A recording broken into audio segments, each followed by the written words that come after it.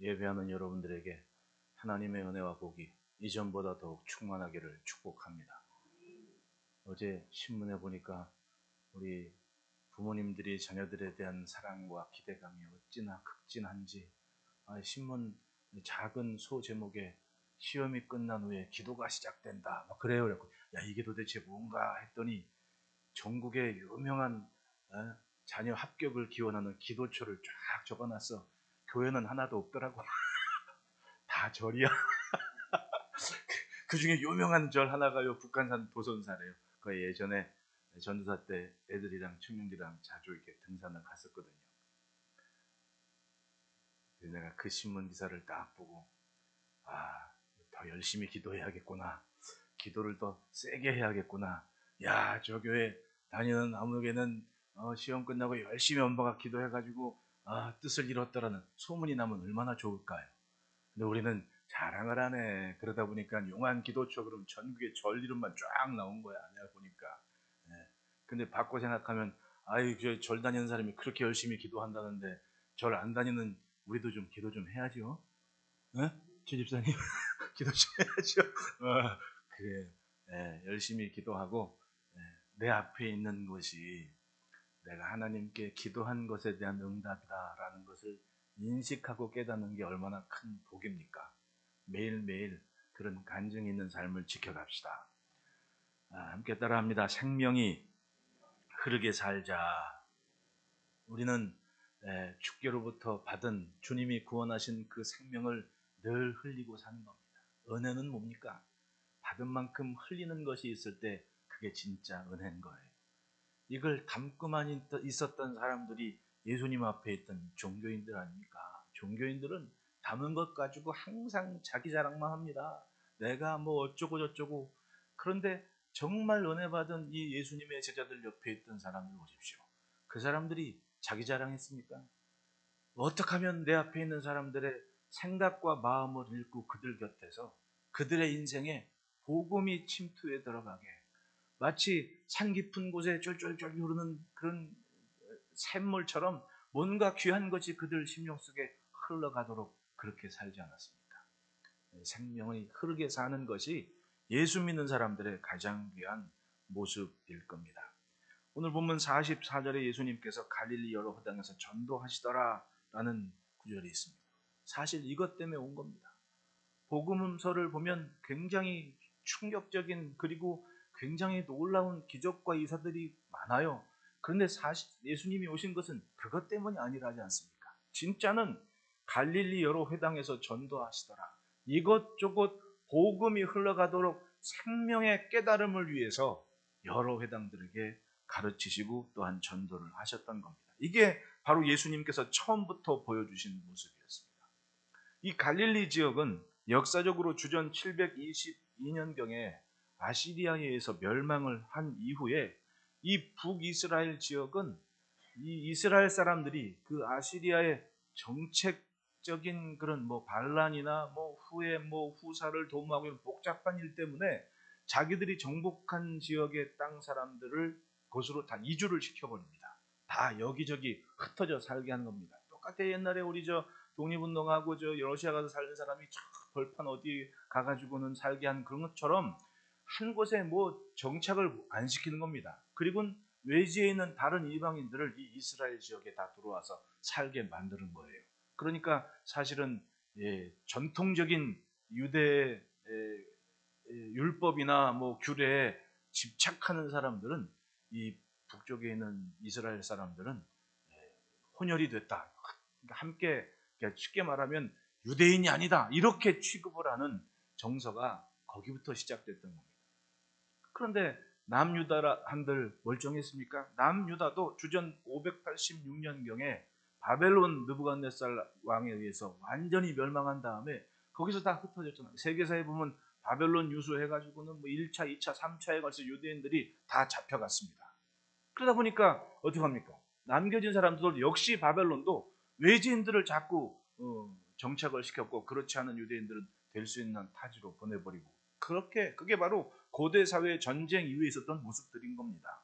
그런데 따지고 보면 바벨론의 포로로 잡혀갔던 사람들은 어떻게 해요?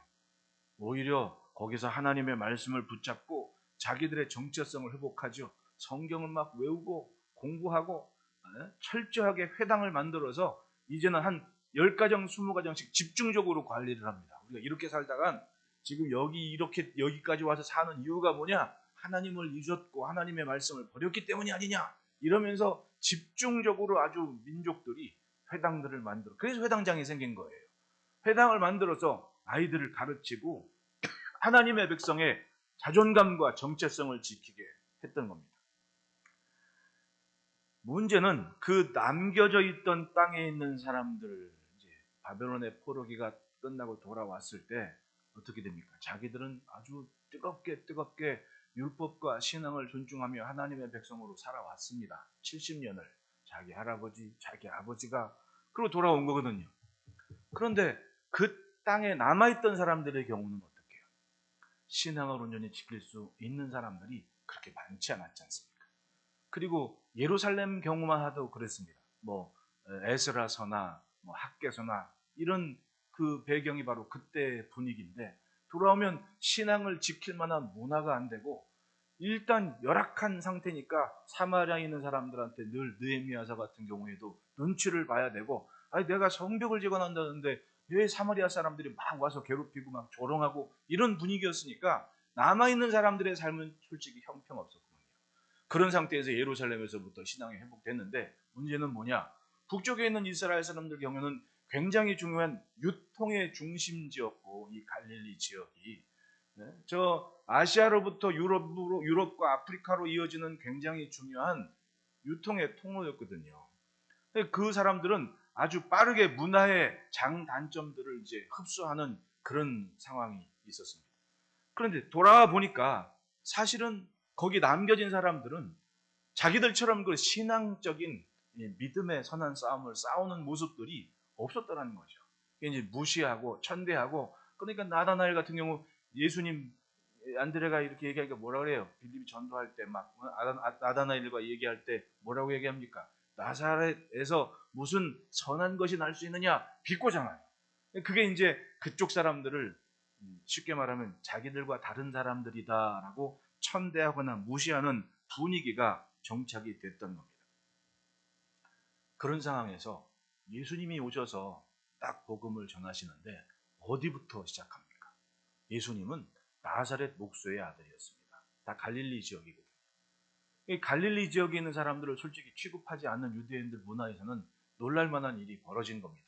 그런데 따지고 보면 예수님이 나신 나사렛 지역은 사실은 하나님께서 주목해 보신 땅 아닙니까? 거기에 누가 살고 있었어요? 네? 마리아와 요셉이 거기 살았습니다. 근데 요셉 같은 경우는 유다 지파의 다윗의 후손인데 사실상 살려면 어디 가서 살아야 돼요? 호적하러 어디로 갔다 그렇습니까? 12월이 되면 항상 베들레헴 얘기는 귀에 못이 받도록 나오잖아. 호적하러 베들레헴까지 갔습니다. 근데 왜 그 사람 유다 지파 사람이 그 꼭대기까지 올라서 사냐고요. 우리 권사님들 다녀왔지만 거기 그 주택 동굴집에 뭐라고 써 있습니까? 바벨론 포로기가 끝나고 유대인들이 점차 자기들의 땅으로 돌아오는데 이미 자기들은 떠났던 땅인데 그 베들레헴이나 거기 가지고 어떻게 삽니까? 70년, 100년 떨어져 있다가 돌아왔는데 거길 어떻게 다시 돌아가겠냐고. 법적인 보장을 받을 수 있는 시스템이 없었지 않습니까? 지금처럼. 그러니까 어떻게 돼요? 이렇게 저렇게 유랑하다가 나사렛 지역에 정착을 하게 됐다는 그때 당시에 약 150명의 유대인들이 포로기에서 돌아온 유다 지파 사람들이 약 150명이 그 나사렛 지역에 정착을 했다 그래요. 그러니까 집이나 이런 걸 짓지 못하니까 왜? 거기 원래 자기들의 기업이 없잖아요. 그러니까 어떻게? 동굴 파가지고는 집을 만들어서 거기에 거주해서 살았던 거죠. 이게 따지고 보면 사람들 사는 나라와 나라 혹은 사람과 사람과의 관계의 흐름인데 이것을 통해 볼 수 있는 게 뭐예요? 하나님은 정말 기가 막히시구나. 어쩜 이렇게 한편의 영화처럼 세상에서 벌어지는 일을 만들어 가실까? 그래서 다윗의 자손이신 예수 그리스도께서 나사렛 목수의 아들로 거기서부터 생활을 하셨고 그 시대에 정말 갈망했던 믿음을 가지고 있던 사람들이 아마도 그 지역에 있었으니까 천사가 탁 내려볼 때, 하나님께서 내려다 보실 때 인류 구원의 위대한 역사를 시작하실 그 일을 계획하실 때 우리의 상식적인 생각으로는 어디를 보셔야 됩니까? 예루살렘 성전을 봐야 되고 예루살렘을 쳐다보면서 야, 여기에 레위 지파의 자손 중에 뭔가 좀 독실한 신앙 좋은 사람이 있을까라고 보셨을 만도 한데 거길 보신 것이 아니라 어디를 보셨습니까? 그 시대의 종교인들이 쳐다보지도 않고 무시했던 갈릴리 지역에 저 산골짜기 나사렛 동네에 동굴 파고 살던 한 여인의 모습을 이렇게 주목해 보셨다가 아들을 낳으리니 그 이름을 예수라 하라. 응? 그러면서 그런 일이 거기서부터 시작됐잖아요. 따지고 보면 하나님은 예루살렘을 보시는 것이 아니라 그렇게 사람들에게 천다받고 무시받던 사람들이 사는 그 땅을 이렇게 쳐다보고 계셨습니다. 그리고 천사를 보내신 땅이었어요. 할렐루야. 인류 구원의 소식을 전하는 천사를 예루살렘 성전이 아닌 저 갈릴리 지역 나사렛 촌동네 마리아에게, 요셉에게 그렇게 보내신 거예요. 제가 나사렛에 처음 갔을 때 그 수태고지 교회를 보고 그걸 알았습니다. 야, 정말 지금이야 이제 기념한다고 그렇게 거대한 교회를 그렇게 건축해 놨지만은 그전에는 그냥 맨 땅에 동굴 파놓고 있었던 곳 아닙니까? 움푹 파진 곳에서 천사가 거기 사는 마리아를 찾아간 거예요. 저 멋진 그런 예루살렘 성전과 성벽을 만들어 놓고 자랑했던 사람들이 아니라 정말 그 시대에 뭔가 자기 민족의 애틋한 사명감을 품은 여인 아닙니까? 그 여인이. 그러니까 주의 계집종이 오니 말씀대로 이루어지이다 하는 큰 뜻을 받아들이고 이해할 수 있었던 거 아닙니까? 깨달음이 없으면 받아들일 수 있습니까? 어른들 말씀대로 귓등으로도 안 들어요. 아무리 귀한 얘기가 있어도 귓등으로도 안 듣는 사람들이 있다니까요. 그런데 한 번 찾아와서 말씀하실 때 그걸 넙죽받아 아멘하면서 인정하는 이 여인의 신앙이 보통이겠냐고요. 민족 정신이나 신앙적인 면이나 조금도 모자람이 없는 여인이 바로 마리아였다고 나는 생각을 해요. 그러니까 그 말씀, 있을 수 없는 얘기를 하는데도 주의 계집종이 오니 말씀대로 이루어지이다라는 믿음의 고백을 하고 있지 않습니까? 그러니까 믿음은 눈으로 보여지는 게 전부가 아닌 거예요. 겉이 멀쩡하다고, 여러분, 사람이 멀쩡해 보인다고 멀쩡한 게 아니더라고요. 그런데 살다 보면 진짜 버릇으로만 보이는데 그 사람은 정말 아무 말 없이 있는 그대로 말씀만 들리면 순종하며 가는 사람들이더라고요. 그걸 알게 될 때가 있던 거예요. 믿음에 믿을수록 사람은 겸손해질 수밖에 없습니다. 왜냐하면 은혜의 깨달음이 크니까 겸손해질 수밖에 없는 겁니다. 순간 깨닫죠. 아, 내가 이럼에도 불구하고 하나님이 나를 이렇게 쓰시는구나. 자랑할 게 뭐 있습니까? 그러니까 겸손해질 수밖에 없어요. 사람이 얼마나 완악한지 아십니까? 자기 생각만 최고인 줄 아는 겁니다. 여러분, 내 생각이 있으면 저 사람 생각이 있어요, 없어요? 근데 저 사람 생각은 이해하지 않아. 내 생각만 제일 맞다고 고집하는 게 사람 아닙니까? 그런데 누가 큰 인물이고 누가 넓은 지평을 갖는 사람이에요? 내 생각이 있음에도 불구하고 저 사람을 인정했을 때 이 사람과 나 사이의 관계가 내 땅이 되는 거예요. 안 그래요? 근데 내 생각이 있고 저 사람 생각이 있는데 내 생각만 맞다고 있으면 내 땅은 어디예요? 여기예요. 저 사람을 인정하고 손을 잡았을 때는 저 사람과 나 사이에 있는 곳이 다 내 지경이 되는 거예요. 근데 나만 옳다고 생각한 사람은 뭐예요? 나 혼자 사는 거야. 나 혼자 사는 거야. 누가 옆에 머물겠습니까? 안 그래요? 생각이 지평이 넓어지고 그게 곧 지경이 넓어지고 관계가 많아지는 거예요. 예수님이 왜 이곳저곳 다니신 겁니까? 뭔가 주의 것을 흘리셨고 제자들도 사도들도 그것 때문에 이곳저곳 다니시면서 흘릴 걸 흘리고 다닌 거 아닙니까? 다시 한번 따라합시다. 생명이 흐르게 살자. 담을 거 맨날 주세요 어쩌고저쩌고 하지만 과연 얼만큼 흘리고 있냐는 얘기예요. 나간 게 있어야 담기는 게 의미가 있는 거 아닙니까? 담기는 건 결국은 썩고 말아요. 그러니까 요즘에 막 방송에서도 나오더라고. 아침에 일어나 수돗물이 좋은데 먹을 수 있는데 아침에 일어나서 틀어놓고 먹으라고. 왜냐하면 고여 있었으니까 그 안에 관에 있는 아무리 새물이라도 고여 있으니까 좀 버리고 먹으라고. 그런 거 아닙니까? 우리나라는 물이 좋으니까 그렇지 다른 곳 한번 여기 뭐 이렇게 지하수 쓰는데 한번 봐주십시오. 변기도 막 시커먼 그 철분 막 묻어 있고 막 그러잖아요. 물 속에 그게 있으니까 관 속에 고스란히 여기 나오는 거 아니냐고요. 결국은 주님께서 원하시는 것은 복음, 이 생명이 여러 곳으로 흐르게 하는 것을 제자들이 보여주셨고 알게 하신 겁니다. 멀쩡한 사람이면 그래도 대우받고 싶어 하지 새 곳 가서 정착하고 싶어 합니까? 여기 나오잖아요. 사람들이 아예 여기서 삽시다 붙잡으려고 막 난리가 난 겁니다. 어디 못 가시게 막 이렇게 큰 은혜가 있는데 어딜 가시냐고 그러면서 붙잡아 놓고 어떻게 하려고 그러는데 예수님 어떻게 돼요? 그거 외면하고 갈릴리 여러 회당으로 가셨다고 하지 않습니까? 결국에는 우리가 이 땅을 사는 것은 조금 더 이전보다 가깝게 예수님 곁으로 가는 발걸음 아니에요. 멈춘 것이 아니라 조금 더 예수님을 닮고 조금 더 신앙적이고 조금 더 귀한 모습으로 예수님처럼 살기 위해 사는 것이 우리 발걸음 아닙니까? 여러분 옆에 사람 한번 2초만 쳐다보십시오. 예수님 같은 사람 손 들어보십시오. 아직도 나잖아요, 솔직히. 딱 보면 안세요. 아직도 그러잖아요. 평생을 예수 믿고 교회 때문에 오신 분 아닙니까, 저 양반이. 근데도 딱 보면 아직도 안세요. 그런데 그럼에도 불구하고 여전히 예수님 갖고 주님 붙잡고 가라면 어떻게 돼요? 보이기엔 안세역인데 느끼기에는 참 주의 것이 막 몽글몽글 솟아나오는 그런 은혜가 있잖아요. 안 그래요? 다시 한번 2초만 쳐다보십시오. 그러고 보니까 많이 닮았네 예수님하고 이러잖아. 사람 사는 게 그런 겁니다. 조금 더 예수님의 것이 내게서 흘러나오도록 하는 것. 필리핀에서 어떤 저 젊은 친구라고 밥 먹다가 이렇게 얘기하니까 이 친구가 사진을 딱 보니 닮았대. 누굴 닮았냐대. 이민호 닮았대 나보고. 이민호 아시는 분은 젊으신 분이야. 깜짝 놀랐습니다. 나보고 F4래. 그래갖고 야 너 어디서 그걸 봤냐? 여기 한국 드라마 많이 본다고. 내가 어딜 봐서 이민호냐 내가.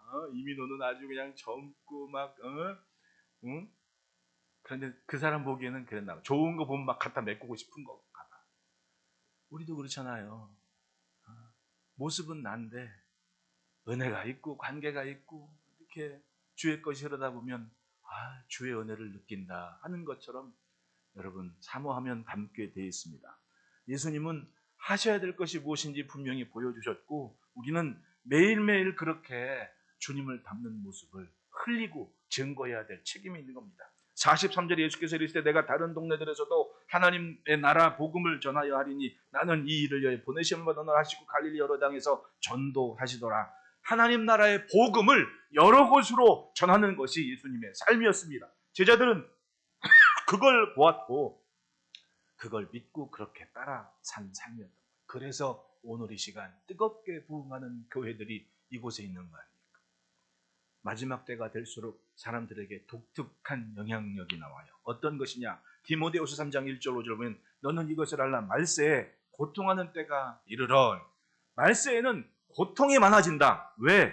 사람들이 자기를 사랑하며 돈을 사랑하며 자랑하며 교만하며 비방하며 부모를 거역하며 감사하지 아니하며 거룩하지 아니하며 무정하며 원통함을 풀지 아니하며 모함하며 절제하지 못하며 사나우며 선한 것을 좋아하지 아니하며 배신하며 조급하며 자만하며 쾌락 사랑하기를 하나님 사랑하는 것보다 더하며 경건의 모양은 있으나 경건은 능력은 부인하니 이 같은 자들에게서 내가 돌아서라. 시작부터 참 아주 사도 바울께서는 기가 막히게 사람들의 삶을 보고 계셨던 겁니다. 그러니까 이 신앙의 기준을 가지고 세상을 보고 있는데 자기를 사랑한다. 여러분 지극히 자기중심적인 시대가 이미 됐지 않습니까? 극단적 이기주의라는 단어가 나와요. 신문에. 극단적 이기주의. 그러면 사람들이 자기 사랑에 그만큼 큰 시대가 이미 됐다는 얘기 아닙니까? 돈을 사랑하며 여러분 돈보다는 이 성도의 삶은 돈보다는 주님을 더 사랑해서 가진 자나 갖지 않은 자나 똑같이 하나님을 향한 헌신할 때 주저함이 없는 그런 믿음으로 살지 않습니까? 그런데 돈을 사랑하며 라는 그 순간 하나님보다 돈이 더 좋다는 거 아닙니까? 세상도 마찬가지예요. 사람보다 돈을 사랑하니까 어떻게 돼요? 돈을 위해서 사람의 목숨도 생명도 쉽게 해칠 수 있는 시대가 되어버리지 않습니까? 무서운 시대가 되어버린 거예요. 자랑하고 교만하고, 이게 바로 결국은 지금 이 시대에는 우리가 예수님 닮기 위해 애쓰고 힘쓰는 발걸음을 멈출 것들이 그렇게 많다는 겁니다. 이 많은 이유들이 결국은 주님 닮는 길을 방해하는 것들입니다. 빨간불들이 계속 켜지는 겁니다. 그러니까 멈추기 딱 좋은 세상인 겁니다. 정신 한술 잠깐 팔다가 그냥 멈출 수밖에 없는 겁니다. 여기저기 빨간불에 멈춰서는 가지를 못하는 거예요. 그게 성장이 없고 변화가 없는 겁니다. 간증은 죽었다 깨어나도 안 나와. 이제는 왜? 그만큼 애절함이 없거든요. 왜? 멈춰 있습니다. 멈춰 있으니까 저 앞에 있는 이야기가 내게로 오지를 않는 겁니다. 은혜 받은 얘기가 내 것이 되질 않아요. 나는 지금 멈춰 있는데. 여러분, 내가 알고 듣고 있는 이 얘기가 내 삶이라고 착각을 하면 안 되는 거예요. 사람이 착각하는 게 들은 게 많다고 자기가 엄청 똑똑한 줄 알아. 그런데 과연 그래요? 이게 진짜인지 가짜인지는 내가 사람을 해봤을 때 아는 거예요. 해봤을 때 아는 겁니다. 여러분, 내가 이제 애들도 공부 딸딸하고 주일학교 어린이부 나오고 한 청년부 나오니까 모세오경 알아. 모세오경 안다니까요. 그러니까 아는 거예요. 과연 창세기부터 신명기까지 그냥 주장창 읽은 모습을 가지고 나 그거 알고 있어 하는 것과 그 읽은 대로 정말 주의 안식일을 지키고 율법대로 신명기의 복을 삼원넘어 지켜봐서 야 이게 신명기에서 약속한 복이네 라고 산 것이 있는 사람이 깨달은 것과 귀로 듣고 알고 있어가지고 나 그거 알아요 하는 것과 같아요, 달라요? 같을 수가 없는 거 아니에요. 차라리 뭔지는 모르지만 하나님의 말씀을 주일날 목사님 설교 듣는데 이렇게 하라더라 한마디 해갖고 안 될 것 같지만 해보니까 되던데라는 말이 있는 거지. 진짜 아는 거지. 안 그래요? 진짜 아는 건 바로 그거라는 겁니다. 이 성경은 믿은 대로 아는 대로 사는 게 최고예요. 예수 믿는 사람들도 안다고 하지만은 이 성경의 복의 시작이 어디예요? 아브라함 보면 정말 그냥 재물 기업의 복도 있고 아브라함이 엄청 부자 된 거 아니에요? 복이 아니에요. 네? 이상하게 언젠가부터 막 저 인도에 있는 성자들처럼 막 고행을 하고 막 이런 수도사들이 묻힌 굉장히 복을 받은 것처럼 착각을 하기 시작해요, 사람들이. 근데 성경을 있는 그대로 한번 보시라고요. 아브라함이 얼마나 많은 사람들을 품고 밥 먹였습니까? 아브라함 때문에 먹고 산 사람이 318명이에요. 부자예요, 아니에요? 믿음은 바로 이런 거란 얘기입니다. 내게서 흐르는 영향력이 나만이 아니라 더 많은 것을 품을 때 내가 주의를 감당할 수 있는 거 아니에요? 안 그렇습니까? 나만 믿고 잘 믿고 천국 갈 거면 내가 뭐라 여기 있어. 산속에 들어가서 그냥 고행하다가 그냥 일찍 아무도 모르게 가버리는 게 믿음 좋은 거 아닙니까? 베드로처럼 초막 새 찍고 여기서 살겠습니다. 그게 최고 아니에요? 근데 예수님은 가자. 그리고 가서는 그 많은 사람들 관계 속에서 뭘 만들어가요? 교회를 세우게 하고 은혜와 생명이 흐르게 하는 겁니다. 예수님 당시 이스라엘은 바로 그걸 잃어버린 겁니다. 하나님의 백성인데 위로도 없고 하나님의 뜻과는 멀어진 삶을 삽니다. 하지만 종교인들은 많았습니다. 왜? 기로들은 풍월이 많아서 이건 이거고 저건 저거. 그러니까 어떻게? 왜 다른 사람 비판만 하고 있지 않습니까? 내가 저 세리와 같지 않음을 감사합니다. 왜? 죽자고 열심히 살아가는 그 세리를 왜 구박하냐고. 왜? 자기는 내가 저 세리 같지 않게 내가 하나님 이렇게 살아요. 이게 자랑이 된 거야. 근데 진짜 하나님이 아들이 딱 오셔가지고는 누구를 더 인정을 합니까? 자기 생각으로 똘똘 뭉쳐가지고 종교적인 삶을 살아가는 그 경건의 외식의 쩐 바리새인들은 독사의 자식이라고 얘기를 해요. 그런데 죽을 죄 짓고 성전에 올라가지고 남모르게 숨어서 주여 내가 죄인입니다라는 세리는 아브라함의 자손이라고 얘기를 해요. 언어가 달랐습니다. 그럼 뭐예요? 이 시대에 정말 주님 오셨을 때 주의 뜻을 품고 인정하고 받을 사람들은 이 바리새인 같은 세경 같은 종교인들이어야 되는데 이 사람은 어떻게 살았습니까? 자기 생각으로 똘똘 무장해서 예수님이 저 나사렛에서 갈릴리 지역에서 오실 리가 없어. 그리고는 안 믿은 거예요. 그런데 그렇게 어려운 시대적인 역사적 아픔을 품고 갈릴리에 정착해서 자기 나름대로의 자신들의 신앙을 갖고 회당을 지어서 오죽했으면 로마의 백부장이 거기다가 가버나움에다가 회당을 져줬겠냐고. 자신들의 신앙을 인정받은 거 아닙니까? 누구한테? 그 지역을 관할하는 백부장한테 그 동네에 살던 사람들이 하나님을 향한 신앙을 인정받으니까 이 사람들하고 무던하게 살려면 여기다 내가 회당 하나 져주면 되겠구나.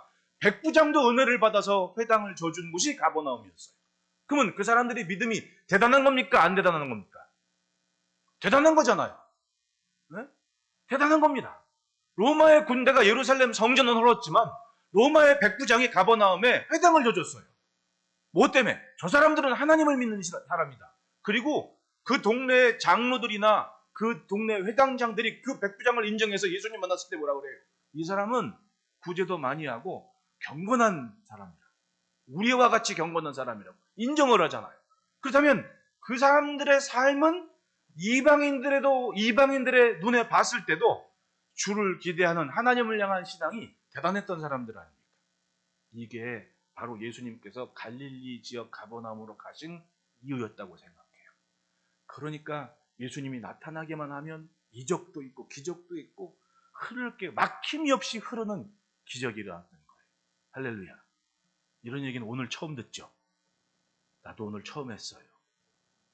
가버나움 회당과 나사렛 갈릴리와 예루살렘의 상관관계에 대해서 이렇게 얘기한 건 내가 오늘 처음 얘기한 거예요. 어쨌든 보십시오. 예수님은 40절에 해질 무렵에 사람들이 온갖 병자들 데리고 나왔으며 일일이 손을 얹어서 고쳐주십니다. 예, 해질 무렵으로 하지 않습니까? 해질 무렵. 따지고 보면 이 해질 무렵에 사람들이 나왔다는 얘기는 제가 보기엔 참 의미 있는 거라고 생각을 해요. 왜냐하면 우리는 해 뜨고 하루인데 유대인들은 창세기에 뭐라고 해요? 저녁이 되며 아침이 되니 라고 얘기하습니다. 해질 무렵 저녁이 됐는데 이 사람들이 자기들의 문제를 가지고 예수님께 나아왔다는 얘기는 상징적으로 예수님 때문에 예수님이 전하는 하나님 나라의 복음 때문에 새 날이 시작되고 있음을 선언하는 거예요. 할렐루야. 그렇게 우리는 믿음으로 삽니다. 예수님의 생애는 그렇게 주의 뜻과 은혜를 위해 구별된 삶을 살았습니다. 결국은 내 아픔과 아쉬움과 애절함이 결국은 하나님께로 향한 신앙이고 부르짖음이 돼서 힘겨운 인생의 고통이 있지만 하나님을 기대하는 믿음이 있을 때 그 믿음은 반드시 응답되고 그건 내가 이제껏 믿어온 삶의 흔적이 되는 거예요. 여러분, 그 흔적을 가집시다. 생명이 흐르게 한 흔적이 있도록. 그러므로 첫째에 따라 합시다. 인생의 모자람은 믿음의 흔적이 된다.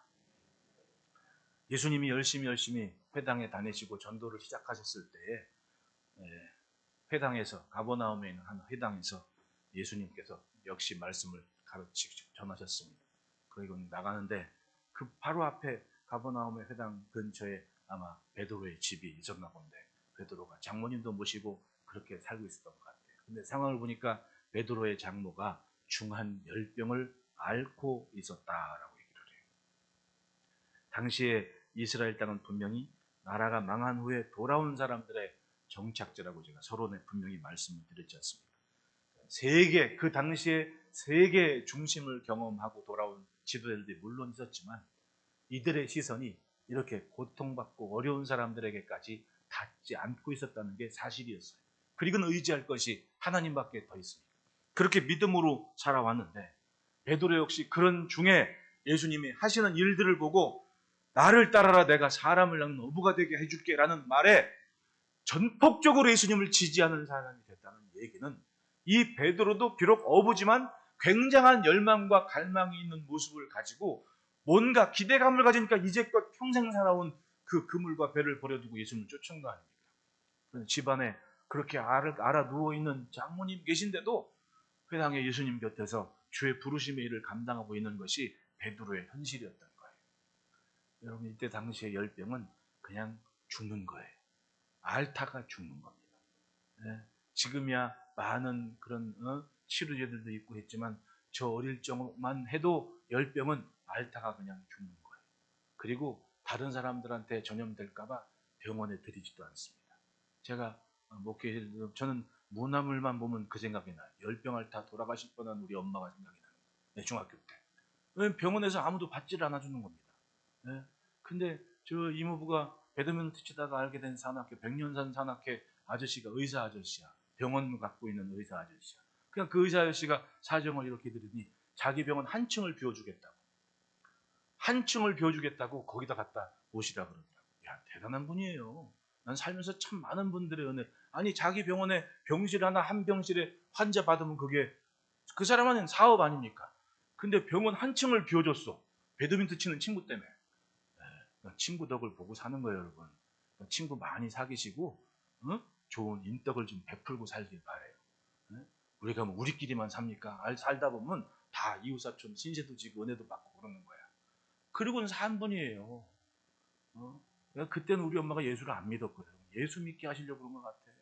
지나고 보니까 참 그때 죽을 뻔했다. 그땐 몰라. 나중에 깨달아, 사람들이. 왜냐면 그땐 모르거든. 근데 다 예수 믿고 살다 보니 내가 이때 죽을 뻔했구나.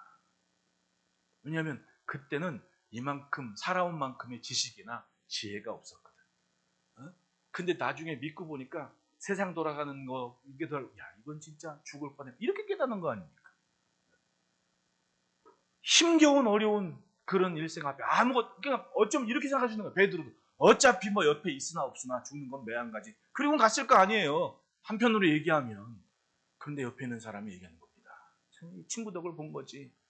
사실은 예수님, 저 집에 베드로의 장모가 지금 열병 걸려 죽게 생겼습니다.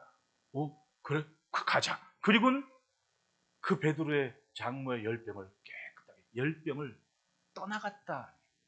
가버리게 만드시는 거예요. 그리고 성경을 보면 39절에는 열병을 꾸짖었다라고 얘기합니다. 신나는 모습 아니에요. 나는 힘이 없는데 나 대신 와가지고 힘세네 혼내주면 기분 좋아요, 나빠요? 기분 엄청 좋은 거 아니에요. 꾸짖었다라고 얘기하니까 이 사람들이 이제껏 본 적이 없는 병을 꾸짖으셨다? 그리고 떠나갔네. 그러니까 이 열병은 뭔가 강권적인 사명감을 가지고 이 여인을 붙잡고 있었던 거 아닙니까? 이 여인은 사람으로 도저히 헤어날 수 없는 방편이 없어 어쩌면 죽을 수도 있구나라는 절박감이 있는데 예수님이 오셨고 예수님을 모셨고 예수님이 꾸짖었고 그리고는 수종들었습니다. 이게 바로 이 여인의 기쁨이에요. 기쁨만큼 뭔가는 해야 되는 거 아닙니까? 뭔가는 해야 되는 거예요. 살다 보면 사람들이 자기를 사랑하고 그러니까 자기 것만 생각하니까 점차로 내 집에 사람 들이는 걸 싫어해. 그런데 조금만 우리보다 좀 뒷덜이 몽골이든 필리핀이 어디 가보면 자기 집에 손님 오면 없어도 좋아. 왜? 그 오는 손님만큼의 자기 위치가 인정을 받는 것 같은 기분이 드는 것 같아, 그 사람들은. 그러니까 내 집에 서울에서 손님 왔어. 우리는 뭐 옛날에 안 그랬어요? 시골 가면 서울에서 손님 왔다고. 이 기억이 나는 것만큼 굉장히 빠른 시대를 산 거예요. 사실 우리 수준을 보면 다른 나라는 그건 기억을 못해. 근데 우리는 기억을 해. 왜? 그만큼 우리는 빠르게 갔거든. 어릴 적에도 서울에서 손님 왔다고 엄청 귀빈 대접 받았잖아요. 예수님이 바로 그런 베드로의 집에 들어가서 딱 들어가는 순간 상황이 딱 정리가 되니까 장모도 열병을 딱 일어나는 바로 일어나는 예수님 수종 들었다고 얘기해요. 이게 바로 여인의 기쁨이고 은혜 받은 만큼. 여러분, 주님이 오신 이유가 뭡니까? 우리가 이 땅을 살며 만나는 부족함과 어려움이 있을 때 그걸 주님이 가져가시겠다는 약속이 우리 앞에 있는 거예요. 그러니까 기도를 하고 그래서 부르짖는 거 아닙니까? 마태복음 8장 17절에 선지자 이사야를 통하여 하신 말씀에 우리의 연약한 것을 친히 담당하시고 병을 짊어지셨도다 함을 이루려 하심이었더라. 할렐루야. 연약함과 질병을 주님이 가져가시겠다는 약속이 있는 겁니다. 따라합시다. 주님이 가져가셨다. 내 연약함, 내 모자람을 주님이 가져가신 이후에 내게는 하나의 믿음의 흔적이 있습니다. 마주보고 인사합시다. 주님이 하셨습니다. 예, 주님이 하신 뭔가를 가진 인생. 둘째로는 따라합시다. 말보다 삶으로 증거한다. 41절에 여러 사람에게서 귀신들이 나가며 소리질러 이르되 당신은 하나님의 아들이니이다. 벌어진 장면을 보니까 사람들이 온갖 병자들을 데리고 다 왔는데 손을 얹으시고 안수하시고 그런 순간에 여러 사람들에게 있는 귀신, 그러면 사실은 그 땅은 귀신천지였던 거 아니에요. 뭔가 살면서 굉장한 충격적인 일들을 경험했거나 아니면 뭔가 대단한 일에 여러분 이 영적인 것에 사로잡히는 것이 한순간이에요. 한순간. 예전에 학생 때도 그 한월산 기도원으로 수련회 가지고 잣나무 밭에서 기도하는데 하필이면 교회 반주하고 있는 중학교 2학년 애가 반주를 기가 막히게 했습니다. 우리 저 박성교사 여동생이었는데 걔가 기가 막히게 하는데 나중에 교회 와서 수련회 끝나고 은혜를 받아야 되는데 수련회 끝나고 예배 시간만 되면 도망 다녀가지고 개 잡느라고 혼났습니다. 그 엄마가 나만 전도사님도 나만 보내는 딴 사람 말은 안 듣는데 내 말만 듣는데 그래가지고는 가가지고는 놀이터에 그네 타고 앉아있는 예배 시간 5분 전에 가가지고 쫓아가가지고 야! 이리와! 꼼짝없이 따라오더라고. 해야지. 또 제정신이 아닌데 반전 또 기가 막히게 해. 하여튼 신기했다. 나중에 이렇게 저렇게 알고 봤더니 그 한월산 기도원 잣나무 밭에서 기도할 때 그 얘기를 한 거예요. 자기가 나중에 제정신 들어가지고는 자기가 한순간에 기도하기 전까지만 기억이 난대. 멀쩡히 기도하고 있는데 기도 시간에 뭐 하고 있느냐. 눈을 떠가지고는 눈 감고 기도할 때는 뭔 소리가 나도 눈 감고 기도만 해야 돼. 한순간인 거야, 사실은. 사람이 정신줄 놓는 거는 한순간이거든. 굉장히 많았다는 거예요, 그런 일상들이. 그러니까 귀신들이 떠나가. 그 귀신들이 얘기한 거예요, 지금 뭐라고. 당신은 하나님의 아들이니이다. 이 구절을 보면 41점. 귀신들이 나가며 소리를 이르되 당신은 하나님의 아들이니라고 소리를 지른 거예요. 그럼 이 소리를 지른 소리의 본체는 누구였어요? 귀신들이. 예수님은 뭐라고 얘기해요? 꾸짖으사 그들이 바람을 허락하지 아니하시니 라고 얘기하는 거예요. 왜? 당신이 하나님의 아들이신 것은 귀신들이 말 하나 안 하나 이미 정해진 사실이야. 그런데 사람들이 그런 거 있잖아요. 귀신이 말한 거하고 멀쩡한 사람이 얘기한 거하고 누가 더 신빙성이 있어? 여러분들 생각해. 네? 말을 못해요. 귀신이 말하는 게 신빙성이 있어요? 사람이 말하는 게 신빙성이 있어요? 귀신은요, 거짓말을 잘해요. 그러니까 옛날에 뭐 축기 한다고 막 너 어디서 왔냐? 그럼 그 듣고 있는 사람들이 다 멍청한 사람들이야. 귀신하고 대화를 하고 있더라고. 너 뭐야? 자기가 충청도 어디에 뭐 어쩌고 시집 못 가가지고 그걸 또 말하고 있네? 그 거짓말이에요. 거짓말. 근데 그걸 또 그렇다고 또 설명을 하네? 야, 정신 나간 사람들 엄청 많았어 가면 옛날에. 따라합시다. 말보다 중요한 건 행동이다. 귀신이 나가면서 당신은 하나님의 아들이나 말하는 것보다 열병에 죽었다 산 여인이 예수님께 수종드는 이 행동이 오히려 더 지극한 신앙이고 그리고 오히려 주를 증거하는 가장 아름다운 모습이에요. 그래서 말보다는 행동이 결국은 하나님을 증거하는 통로요 생명이 흐르게 하는 삶이라는 거예요. 안 그래요? 그게 바로 믿음이라는 거예요. 귀신도 아는 지식보다는 오히려 삶으로 주님을 증거하는 그것이 더 큰 의미입니다. 여러분 보십시오. 병나고 떠나고 귀신이 당신은 하나님의 아들이십니다. 가버리는 거예요. 그러니까 적어도 이 귀신은 끝까지 자존심은 세워. 내가 쫓겨가는 것은 하나님의 아들 때문에 쫓겨간다. 이 얘기 아니야. 그걸 가버린 거야. 결국은 귀신인 거야. 그런데 이 베드로의 장모는 뭐예요? 말 한마디 없습니다. 그리고 뭐예요? 그냥 수종만 합니다. 뭐가 더 멋진 모습이고 뭐가 더 아름답습니까? 뭐가 더 예수님을 높이는 삶입니까? 결국은 말보다는 행동입니다. 삶이 생명이 흐르게 하는 삶이었던 거예요. 마지막으로 셋째는 따라합시다. 생명은 멈추지 않는다. 놀라운 기적을 보고 이적들을 봤을 때 무리들은 예수님을 찾습니다. 42절은 자기들에게서 떠나가지 못하게 만류하려 예수님은 이것저것 가시려 하는데 이 사람들 은혜 받고 기적을 보니까 어떡하든 귀신도 하나님의 아들이라고 얘기하는데 이분을 놓치면 어떡하냐 막 목적을 가지고 예수님께 모아서 붙잡고 난리가 났습니다. 그런데 예수님은 내가 다른 동네들에서도 하나님의 나라 복음을 전하여야 하리라는 이 일을 위해 보내실 만하노라 하시고 갈릴리 여러 회당에서 전도하시더라. 발걸음을 멈추지 않았습니다. 사람들은 보상 심리가 있었다면 거기 있었겠죠. 야, 이만큼 나를 알아주는데 내가 여기 있어야지. 그런 사람 없겠어요? 네? 사도행전을 보면 막 사도 바울 이름 빌려가지고도 막 사람들한테 존경, 내가 좀 안다고.